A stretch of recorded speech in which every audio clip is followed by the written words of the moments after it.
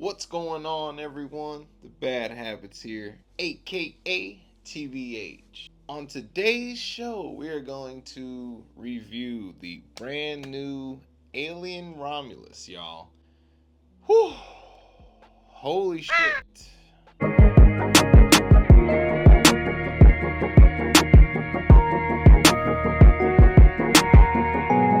Thanks for joining me, everyone. Before we get into the main review, let's read that plot synopsis via Wikipedia.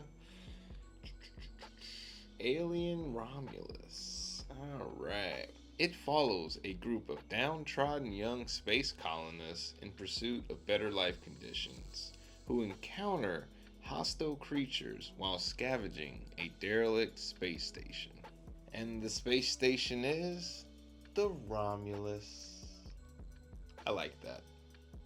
Full disclosure, folks, I did miss the first 5 or so minutes of this film. Unfortunately, we got there just a little bit late. When we got to our seats, the crew are just gotten into their little ship at the very beginning, getting ready to take off from the planet.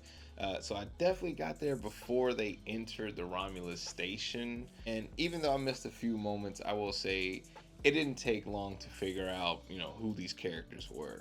You got your final girl, of course, who's all over the marketing as like sort of the new Ripley type of character. Of course, you have Andy, the android. Oh man, this goddamn scene stealer right here. Hands down MVP.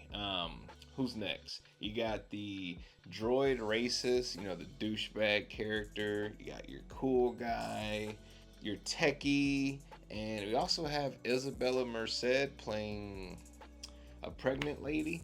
I forgot the character's name. The two characters of Rain and Andy clearly have a lot of history.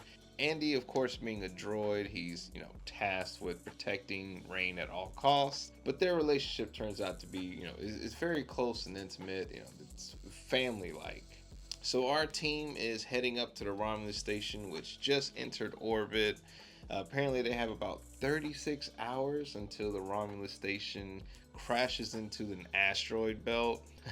Yeah, and let me tell you, folks, these visuals early on, the set design, all this, these space shots, they might rival Interstellar, in my opinion. Okay, I was enthralled in the theater just looking at this gorgeous scenery. The sets, of course, are claustrophobic and tight, full of tunnels and dark crevices where you don't know what's quite there until something moves. Yet, the tension was there for me. In case you're wondering why I'm displaying Evil Dead, it's because Alien Romulus and the 2013 Evil Dead film, well, it's from the same director. I figured Fede Alvarez would, put some of this Evil Deadness into the Alien film, which we'll get into later on. I want to say the only character I didn't like in this film was the droid racist dude. Not just because he was a dick, but he was also a bitch. I mean, he was talking so much shit about Andy. Andy put one hand on his ass, like, look, bitch, I could fuck you up right now. I only have to lift a finger. And he's just like, dude shriveled up real fast. Another pro I want to mention, this is set between Alien and Aliens. So much had changed between those two films, with the titular alien character. The biology was totally different. Now we have a queen here. Um, Early on, I thought Isabella Merced's character was. I thought she was gonna be our first queen. Oh man, probably don't need to do that, which they didn't. We're all good here. I just no, I don't think that would have worked. The fictional company Weyland Yutani, their logo's on everything. It's directly linked to those films, specifically Alien. So much so that the OG Xeno from that film, it turns out Ripley didn't kill that sumbitch. It's still alive. They brought it aboard the Romulus ship, and they've been using it to enhance humanity because it survived in such harsh conditions. And like, we got to know the biology of this thing. If I'm being honest, it almost made sense to want to study this thing. Usually, I'm just like, no, burn it, incinerate it, ship it back out to space anyway. But I get it. There are some things you can mine from this resource. I get it, but I don't agree with it. It's still fucking stupid. It gets to a point where is humanity meant to, venture into this sort of thing? I don't know. Like, we're not specifically built for these conditions. So I guess at one point it just becomes a question of, do I accept what is or do I try to improve? Early on, we see a droid who looked like he'd been through a hell of a fight. Big spoiler alert, it turns out to be an android with the likeness of Ian Holmes' Ash from the first film. And it's goddamn horrible. Ooh, this is the. If I'm being honest, this is the only effect that I could think of right now that took me out of the movie. It was detached from everything else. And I'm just like, this is such a visually impressive movie that this gleaming error is really standing out. And if I'm being honest, the callbacks in this film, there are plenty. There's no way around that. Most Alien sequels are callbacks. They reuse a lot of lines and shots from the previous films, and it wasn't distracting to me. Even when the character Rain is revealed to be wearing those classic Reeboks that Ripley had, it wasn't distracting or pulling me out of the movie. Which, I mean, I guess I could see how that works for some, but for me, no, I was fully in. And I hate to compare it to Deadpool and Wolverine, which came out just last month, but a lot of times the movie stopped for cameos or callbacks, and I'm just like, I need a lot more than this. I need substance, and I felt like Alien Romulus, it had it. I guess I should clarify, this is not Ash. This character's name is Rook, if I'm not mistaken. So it is technically someone new, but still distracting.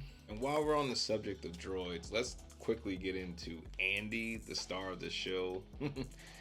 This character, I'm sorry, this actor is killing this shit. I mean, I don't know if I've ever seen a more convincing android type of character. It's so subtle and also not subtle at the same time. At some point in the film, they install Rook's AI chip in the back of his head, and then his allegiances sort of fluctuates toward, Rain's well-being or what the company wants. There's times when you don't know what he's thinking, and they expertly cut away before they answer all the questions. They definitely left me in suspense. It's like, when's he gonna fucking turn? And he's still making smart ass moves. Some might say cold hearted, but in cases like this, you gotta make some tough decisions. So not everyone's gonna make it, unfortunately. He sort of has this moment like Ripley does in the first film where someone's been face hugged and the character's just like, nope, can't have that shit. Speaking of face huggers, I would say they get to be explored a bit more in this movie too. There's this super tense sequence where everything's just quiet and we're in a room full of face huggers. The trick behind this is that they lowered the temperature of the room to 98.6 to match human body heat. And apparently, and this is new lore of course, but they won't notice you. You'll just blend right in if you're quiet enough. I thought this shit was really well done, and face huggers in this one, they're super fucking petty. I mean, look how they knocked my man over in the wall. There's something in the water. What do you mean there's something in the water? No, there's just something in the fucking water. Ooh.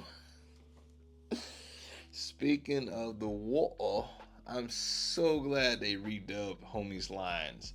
When I saw that trailer, y'all, I was like, I don't know if I could put this aside. This is really distracting. Shout out to the homies at Movies and Beyond. Oh man, this was gonna kill me. So yeah, I will say they fixed that. It's not as distracting in the movie as it is in the trailer. Next up, the Xeno. Once we get the full reveal of the Xeno, there's so much respect and homage in that opening shot, of course. But also, we get to see shit that I don't know if I wanted to see in a good way. But I guess they climb into pussies. I mean, this series is known for like a lot of phallic imagery, but Yeah, now they straight up cocoon themselves in vaginas, so I mean, there's no way around it. That thing has some thick lips. Some might say it took from the mystery, but no, I think it really added to the story, the element. That sequence, I mean, I didn't know what was happening. Also, I want to get into a bit of a con here. They sort of link Prometheus and Alien Covenant. This is produced by Ridley Scott, so you know it's going to have some of his DNA in it. Of course, there's no way around that. I could have lived without the connections. We see like these holographic images of the black faces with the goo. That goo is later used on Isabella Merced's character, who, yes, is the pregnant one. Honestly, we could omit this segment. I didn't really need it. Those movies, they're not really for me. And yes, I have them. I'm a collector, okay? And I didn't always have this review system back in the day. Somehow, through all this shit, Isabella Merced, I mean, I thought she died at one point in the film. Nope, they quickly bring her back, probably because she's becoming more and more of a name now. But how is she pregnant through all that? Even in a film such as Evil Dead Rise, which came out last year and it's one of my favorite movies, if not my favorite movie from the last year. So that's how much I adore this film. One of the characters in this film goes through a lot of shit while pregnant, and I had questions, to say the least. Evil Dead Rise is something I want to review one day. I love that movie so much, so stay tuned. So now she's pregnant and she injected herself with black goo. What do you think's gonna happen here? Oh yeah, this is where I thought we were gonna get our queen reveal. Nope. This is when the movie might turn a lot of people off. Honestly, I could see either side to the discussion. Let me make it clear which side I'm on. I love that shit. Yeah, it was a blend of like, the Xenos with the Prometheus engineers. It looked a lot better than the Humalian hybrid from Alien Resurrection. Which, if you're watching this video, check out that review. I'm sure only 5 people saw it by now. Once this plot line is introduced, it's right, of course, at about like the 90 or so minute mark where, hey, the threat is over and it's time to go into hypersleep. Except in true alien form, like all of them pretty much, there's a stowaway on the ship. In this case, the stowaway is in someone's belly. I did have to question like the gestation on, between the Xenos and even the Humalian hybrid character. The time of gestation, it varies film to film. In some cases, it might take a few hours, some cases might be 15 minutes. You just gotta ignore that and just live within the film you're watching. Unfortunately, they're never consistent. But I didn't mind it in this case because this creature is everything that the other Humalian hybrid isn't. This one is fucking scary, in my opinion, of course.